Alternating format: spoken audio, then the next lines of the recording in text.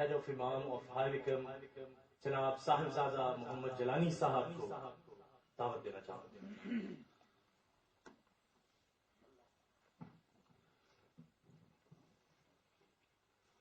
الحمد لله حمدا كما ينبغي لجلال وجهه ولعظيم سلطانه والصلاة والسلام على أشرف الأنبياء والمرسلين وعلى آله وصحبه أجمعين. أما بعد فأعوذ بالله من الشيطان الرجيم. بسم الله الرحمن الرحيم. أفحسبتم أنما خلقناكم عبثا وأنكم إلينا لا ترجعون. صدق الله مولانا العظيم وبلغنا رسوله النبي الكريم الأمين ونحن على ذلك لمن الشاهدين والشاكرين والحمد لله رب العالمين. الصلاة والسلام عليك يا سيدي يا رسول الله وعلى آلك وصحبك يا سيدي يا حبيب الله. نہایت ہی قابل احترام علماء کرام، معزز ناطقانہ شیریں بیان، اور بالخصوص عزیزم عدیل محمود مرحوم کی فیملی اور خاندان اور احباب دوستوں نے جو آج مجلس ایصال ثواب کا اہتمام کیا، اور اس مجلس کی اللہ کی بارگاہ میں شرفیابی، باریابی اور قبولیت کی ایک میں سمجھتا ہوں بڑی نشانی یہ ہے کہ اللہ تبارک و تعالیٰ نے اس مجلس کے بہانے ہمیں بہت ساری ایمان افروز، دلوں کو زندہ کر دینے والی، اخلاق کو سدھارنے والی ایسی گفتگو علماء کرام سے سنی ہے کہ اگر ہم اس کو پلے باندھ لیں تو اللہ تبارک و تعالیٰ ہمارے لیے بہت سارے ہدایت کے سامان فرما دیتا ہے. اب جو وقت میرے حصے میں آیا ہے نا، اور جو سچویشن شروع ہو گئی ہے، اب میری بہت ساری باتیں سر کے اوپر سے گزرے گی، لیکن تھوڑی دیر کے لیے یہ بھول جائیں کیونکہ اور پروگرام بھی شروع ہونے والا ہے. میں صرف 2-3 باتیں آپ سے ضروری کرنا چاہتا ہوں. ایک آیت قرآن حکیم کی پڑھی ہے، یہ ذہن میں رہے کہ الحمدللہ مجھ سے قبل آپ جو خطابات سن چکے ہیں اور کلام سماعت فرما چکے ہیں، وہ یقیناً ہماری سوچ، فکر اور اسلامی جو ایک اپروچ ہونی چاہیے کسی بھی حادثے کے وقت، انسیڈنٹ کے وقت، how you react at the time of calamity, وہ آپ مجھ سے پہلے مؤمنین کی آیت نمبر 115 ہے، چیپٹر 23 اینڈ آیت نمبر 115. اس میں اللہ تبارک و تعالیٰ ارشاد فرماتے ہیں افحسبتم انما خلقناکم عبثا، اے انسانوں کیا تم نے یہ گمان کر لیا کہ ہم نے تمہیں بغیر مقصد کے پیدا کیا ہے؟ وَأَنَّكُمْ إِلَيْنَا لَا تُرْجَعُونَ، اور سیکنڈ چیلنجنگ کوسچن، اور تم ہماری طرف لوٹ کے نہیں آؤ گے. اس کا مطلب کیا ہوا؟ نہ ہمارا اس دنیا میں آنا بیکار ہے، اور نہ ہم نے یہ سمجھنا ہے کہ ہم نے واپس نہیں جانا، بلکہ یہ فیکٹ ہے کہ we are going to return. یہ 2 چیزیں اس آیت سے واضح ہو گئی کہ ہم اس دنیا میں بے مقصد نہیں آئے. میں ایک دوست کے پاس، بڑا انٹیلیجنٹ ذہین دوست تھا، ہے ابھی بھی، نام نہیں اس کا لوں گا. اس کے والد صاحب فوت ہو گئے تو میں ان کے گھر فاتحہ کے لیے گیا، تو وہ اپنے والد کا بڑا باادب بیٹا تھا، لیکن اس نے مجھے یہ کہا کہ امام صاحب میری زندگی کی ایک حسرت رہ گئی ہے کہ شاید میں اپنے والد کی، میں نے کوشش کی ہے کہ ان کے ہر حکم کو مانوں اور ان کی آرزو جو حکم کریں پورا کروں، لیکن میرے والد صاحب کا مزاج ایسا تھا کہ وہ کئی باتیں کھل کے نہیں کرتے تھے، وہ حکم نہیں دیتے تھے مجھے، کھل کے نہیں کرتے تھے. تو میرے دل میں ایک حسرت رہ گئی ہے کہ کاش مجھے یہ پتا چلتا کہ میرے والد کے دل میں کیا بات ہے تو میں ان کی وہ آرزو بھی پوری کرتا. کہ یہ کتنا ونڈرفل بندہ ہے، کتنا نائس آدمی ہے. Just thinking کہ I wish my father would have been able to tell me what he wished from me، میرے اس کی آرزو کیا تھی تو میں اس کو بھی فلفل کروں. اس سے اچھا ایک اور آپ کو سناتا ہوں. یہ آپ سب کو پتا ہے کہ ہمارے برطانیہ میں جو شاہی تاج ہے، رویل فیملی ہے، اس میں لیڈی ڈیانا کا مقام اور مرتبہ اس کی چیریٹی ورک کے اعتبار سے وہ اپنے پرائے مسلمان نان مسلم سب کے دلوں کے اندر رہتی تھی. She was really queen of heart, دلوں کی ملکہ تھی.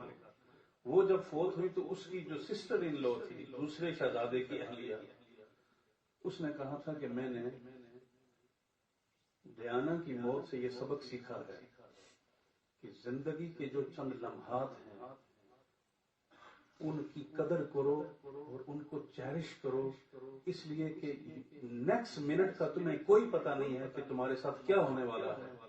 اس لیے جو لمحہ زندگی کا ملے اس کی قدر کرو. ابس عربی میں کہتے ہیں یہ لعب کو، کھیل کود کو، گیم پلے. تو اللہ تعالیٰ نے فرمایا ہم نے تمہیں یہ کھیل کود کے لیے بیکار فار نتھنگ پیدا نہیں کیا.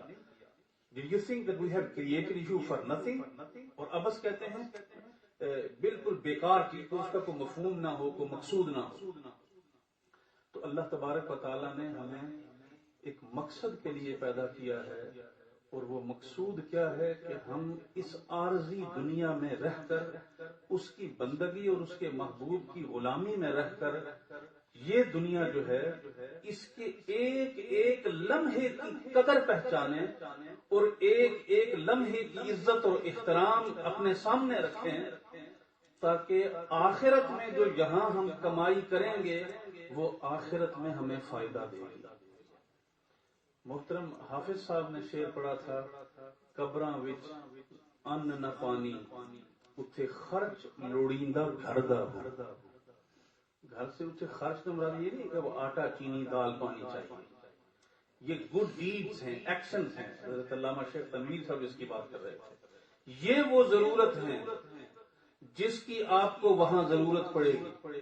ہم چلو کوئی لمبا سفر نہ کریں، یہاں سے سعودی عرب ہی جائیں، سعادت نصیب ہو، اللہ عمرے کے لیے جائیں، پاکستان جائیں، کسی ملک میں وزٹ کے لیے جائیں، تو ہم سب سے پہلے پتہ کرتے ہیں کہ اس ملک میں کون سی کرنسی چل رہی ہے، اور اس کے مطابق پھر ہم ٹریولر چیک بنواتے ہیں، چینج کرواتے ہیں، پاؤنڈ سٹرلنگ چینج اس کرنسی میں چینج کرواتے ہیں، اس لیے کہ جب میں وہاں پہنچوں گا تو مجھے یہ کرنسی نہیں چلے گی، مجھے اس ملک کی کرنسی استعمال کرنا پڑے گی. اور جو دنیا جب آپ چھوڑ کے چلے جائیں گے تو وہاں صرف اور صرف آپ کے وہ اعمال جو اخلاص کے ساتھ اللہ کی رضا کے لیے آپ نے کیے وہی آپ کو کام آئیں گے. اور اس کے ساتھ یہ نیت بھی ہونی چاہیے اور کہ صرف اعمال سے بخشش نہیں ہوگی، اللہ کے فضل سے بخشش ہوگی. اللہ کا فضل شامل حال ہوگا تو آپ کے اعمال بھی فائدہ دیں گے. حضرت شیخ ابن عطا اللہ سکندری ایک صوفی درویش شاذلی سلسلہ کے عظیم بزرگ فرماتے ہیں کہ ما فات من عمرک لا عوض له وما حصل لك منه لا قیمت له، کہ عمر کا جو تیرا حصہ چلا گیا نا اس کی کوئی کمپنسیشن نہیں ہے. وہ تم نے اگر اچھے طریقے سے استعمال کیا ہے تو مبارک، اگر تم نے ویسٹ کیا اس کا تو اب اس کی کمپنسیشن نہیں ہے. وما حصل لك منه لا قیمت له، اصل میں جو ویلیو ہے جس چیز کی وہ یہ ہے جو لمحہ، منٹ، دن، گھنٹہ، سیکنڈ تمہارے سامنے موجود ہے، اس کی ویلیو پہچانو تاکہ پچھلے تمہاری کوتاہیوں کی بھی تلافی ہو جائے. حضرت شیخ خواجہ حسن بصری رحمۃ اللہ علیہ ارشاد فرمایا کرتے تھے کہ ہمارے جو اکابر، آپ تابعی ہیں، اور تابعین اور صحابیین کی جو انہوں نے مجلس کی اور جو وہ خود بھی ایک اللہ تبارک و تعالیٰ کے مقربین بندوں میں سے ہیں، فرماتے ہیں کہ میں نے ایسے لوگوں کو دیکھا ہے کانوا علی ساعاتہم اشفق منکم علی دنانیرکم و دراہمکم، میں نے تم سے پہلے ایسے لوگوں کو دیکھا ہے کہ جس طرح تم اپنی مال اور دولت، پاؤنڈ اور کرنسی خرچ کرتے ہوئے، دینار اور دراہم خرچ کرتے ہوئے تم ان کو کوئی فکر فاقہ نہیں ہوتا، اس سے زیادہ وہ اپنے زندگی کا ایک ایک لمحہ گزارتے ہوئے وہ فکر مند رہا کرتے کہ وہ اللہ کی یاد کے بغیر نہ گزرے. تو یہ آج کا یہ جو بزم ہے، مجلس ہے، یہ اس بات کا ہمیں پیغام دیتی ہے کہ جو کچھ اللہ تبارک و تعالیٰ نے ہمیں یہ زندگی کی مہلت دی ہے ہم اس کی قدر کریں.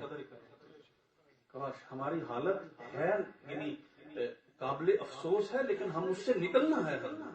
ہم نے اپنی اصلاح خود کرنی ہے. یعنی اس ملک میں کاش آج ہماری حالت ایسی ہوتی کہ کوئی ہمیں آ کے آج یہ نہ سننا پڑتا کہ تمہارے پاس رول آف لا نہیں ہے، تمہارے پاس لوگوں کی آراء کا احترام نہیں کیا جاتا. میرے آقا صلی اللہ علیہ وسلم نے تو وہ نظام دیا تھا کہ لو سرقت فاطمہ تو بنت محمد لقطعت یدہا، کہ میرے آقا فرماتے ہیں کہ عدل کی میں تمہارے سامنے ایسی مثال چھوڑ کے جا رہا ہوں کہ اگر میری فاطمہ سے کوئی خطا ہو، چوری ہو، تو اس کی بھی وہی سزا ہوگی جو وقت کے بڑے کمزور سے کمزور یا بڑے سے بڑے بندے کی ہوگی. حضور نے فرمایا تھا کہ تم سے پہلی امتوں کی ہلاکت کی وجہ یہی تھی کہ ان کے بڑوں کے لیے قانون اور تھا، چھوٹوں کے لیے قانون اور ہے. آؤ ہم اپنی اصلاح کریں، بجائے اس کے کہ انتظار کریں کہ کوئی ہم پر آ کے نافذ کرے. یہاں پر ہماری اپنی ذمہ داری ہے کہ ہم اپنی زندگی کی اہمیت کو پہچانیں. محترم اظہر صاحب راکی صاحب فرما رہے تھے کہ مساجد کی رونقیں، دعا کریں آج یہ تشریف لائے ہیں تو کم از کم ہمیں جمعے کے علاوہ بھی آپ سب کی زیارت ہوتی رہے. امین تو نہیں ہوتا آپ چھوڑو یار، جمعے کے علاوہ کی زیارت کیا ہونا تو کسی نماز کی تشریف لے آیا کرو. اللہ ماشاء اللہ آپ آتے ہیں لیکن سب کی تو زیارت نہیں ہوتی. اور ایک آسانی یہ بھی ہے کہ اس سے پوچھو یار ملاقاتیں کرنے لگی مسیطیں اتنے بہت ان میں کسی دوسری مسجد اڑ گیا. نمازوں کے علماء کے ساتھ، مساجد کے ساتھ اپنا تعلق مضبوط کرو، احترام کرو اللہ کے گھروں کا، علماء کا، تاکہ آپ کے دین کا جو وقار ہے وہ آپ کے سینوں میں قائم رہے. اور اسی اللہ کے گھروں کے ساتھ محبت کے ساتھ، دین کے ساتھ تعلق کے ساتھ آؤ ہم آج اس انتہائی جو دکھ دہ موقع تھا اس کے موقع کو اس طریقے سے کمپنسیٹ کریں کہ جتنے آپ نوجوان ہیں یہ عہد کریں، let us promise and make a commitment کہ میرا بھائی عدیل اس کے اندر کوئی اچھی اگر خوبی تھی تو I will try my best to be like him. If he had any shortcoming in him, then oh Allah give me tawfiq that I should be a better person and I should be able to pray for him in my life that Allah subhanahu wa ta'ala give him a very high rank in the paradise. یہ ہمارے لیے challenge ہے. حضرت عبداللہ بن مسعود رضی اللہ تعالیٰ عنہ نے ایک گویے کو دیکھا تھا، سنگر تھا، گا رہا تھا، تو آپ نے اس کو دیکھ کے فرمایا کتنی اچھی آواز ہے، کاش اس آواز سے تو قرآن پاک کی تلاوت کرے.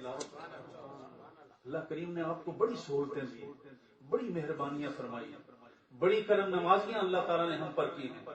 آؤ ہم عہد کریں کہ اے اللہ تعالیٰ ہم کوشش کریں گے کہ پچھلی کوتاہیوں کی اللہ ہمیں معافی دے اور ہم نئی زندگی اور نئے ولولے کے ساتھ نئے طریقے سے تیری بندگی میں تیرا ہمبل سرونٹ ہو کے زندگی گزارنے کی اللہ تعالیٰ ہمیں توفیق عطا فرمائے.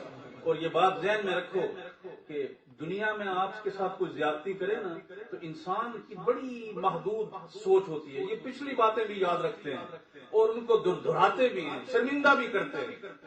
اللہ کی ذات ایسی نہیں ہے، وہ کریم. آپ سچے دل سے توبہ کریں.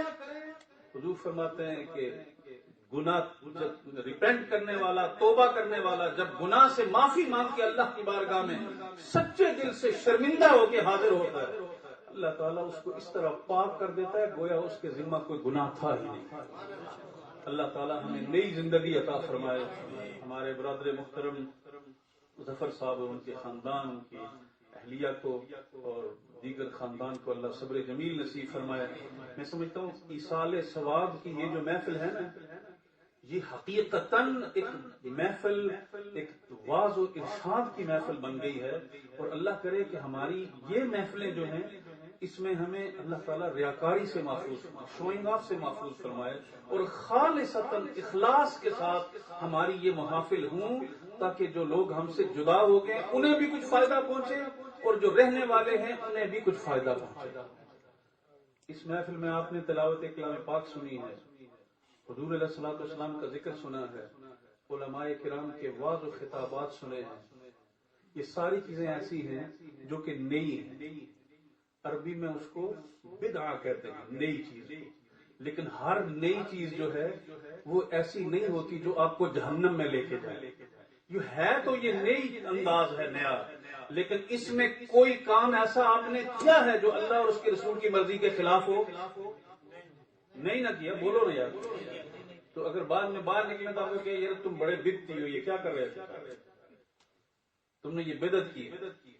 کل بدعت دلالت، ہر بدعت گمراہی ہے اور تم سیدھے جہنم میں تشریف لے گئے. اگر ایسے یہ ہے اہل سنت کا معمول ہے. الحمدللہ اس پر قائم رہیں اور ان چیزوں کو احساس پیدا کریں کہ ہماری سوچ اور فکر کیا ہے. ورنہ ایسی سوچ اپنے ایمان اور عقیدے کی جو گمراہی ہے اور جس طریقے سے ڈھاکہ ڈالا جا رہا ہے وہ انتہائی ایک خطیر اور خطرناک حد تک پہنچ چکا ہے. اللہ تبارک و تعالی ہمیں اپنے ایمانوں کو بچانے کی توفیق عطا فرمائے، اخلاص کے ساتھ اپنے اعمال کو درست کرنے کی توفیق عطا فرمائے. میں شکر گزار ہوں محترم نقیب صاحب کا، قادر صاحب کہ انہوں نے مجھے وقت دیا اور آپ تک چند باتیں پہنچائیں. اللہ تبارک و تعالی مجھے بھی اور آپ کو اپنے اعمال کی اصلاح اور استقامت اور اخلاص کی دولت نصیب فرمائے. وما علیہ الا البلاغ.